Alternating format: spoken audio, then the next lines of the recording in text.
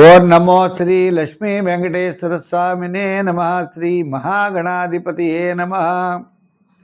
జ్ఞానానందమయం దేవం నిర్మల స్ఫటికాకృతిం ఆధారం సర్వవిద్యానాం హయగ్రీవముపాస్మహే. ప్రేక్షకుల నమస్కారాలు తెలియజేస్తూ ఈ వారం రాశి ఫలాలు తెలుసుకుందాం. మే 3 నుంచి మే 9 వరకు ఉన్నటువంటి గ్రహాల యొక్క పరిస్థితి ఎలా ఉన్నది, ఈ గ్రహాల యొక్క ఫలితాలు మనకి ఏ విధంగా ఉంటాయి అనేటువంటి విషయాన్ని తెలుసుకుంటూ మనం మేష రాశిలో రవి బుధులు ఉన్నారు, శుక్రుడేమో వృషభ రాశిలో, మిథున రాశిలో గురుడు, ఇంకా తుల వృశ్చిక ధనుర్రాశుల్లో చంద్రుడు, శని మీనరాశిలో, కుజుడు కూడా మీనరాశిలో, రాహు కుంభరాశిలో ఈ గ్రహాల యొక్క సంచారం ఈ వారం ఇలా ఉన్నది. దానికి అనుగుణంగా మనం ఏ ఫలితాలు ఎప్పుడు ఉంటాయి, ఎలా ఉంటాయి అనేటువంటి విషయాన్ని తెలుసుకుందాం. ఈ వారం రాశి ఫలాలు ఎలా ఉంటాయి అని చెప్పి ఆ రాశి ఫలాల గురించి తెలుసుకుందాం. మీనరాశి. ఈ మీన రాశి వారికి తప్పనిసరిగా మనం చూసినట్లయితే ద్వితీయంలో రవి బుధులు ఉన్నారు. మీ క్యాలిక్యులేషన్స్ చాలా కరెక్ట్గా ఉంటాయి.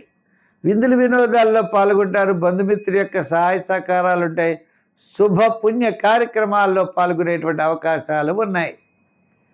వ్యాపార పరంగా చూస్తే మంచి నిర్ణయాలు తీసుకుంటారు. మరి చిన్న చిన్న సమస్యలు మీకు తగ్గుముఖం అనేవి తప్పనిసరిగా పడతాయి. అయితే ఈ రాశి వారికి శని ప్రభావం అవచ్చు, గురుడి యొక్క ప్రభావం, మిగిలిన గ్రహాల యొక్క ప్రభావం వల్ల అంతంత మాత్రంగానే ఉన్నాయి.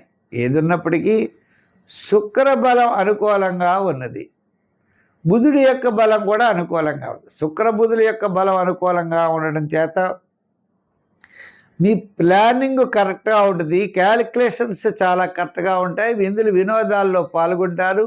ఒక ముఖ్యమైన వ్యవహారం మీకు తప్పనిసరిగా లాభాన్ని ఇస్తుంది. గతం కంటే ఈ వారం చాలా అనుకూలంగా ఉన్నది. అయితే అష్టమంలో చంద్రుడు కాబట్టి వార ప్రారంభం ఇండైజెషన్ ట్రబుల్స్ ఉండొచ్చు, వారం మధ్యలో ప్రయాణాలు ఉండొచ్చు, వారాంతం కార్యజయం, ధనలాభం, బంధుమిత్రుల యొక్క సమాగమం ఉన్నది. మంచి విజయం వైపుకి వెళ్ళగలుగుతారు, మంచి ఆలోచనతో ముందుకు వెళ్ళగలుగుతారు.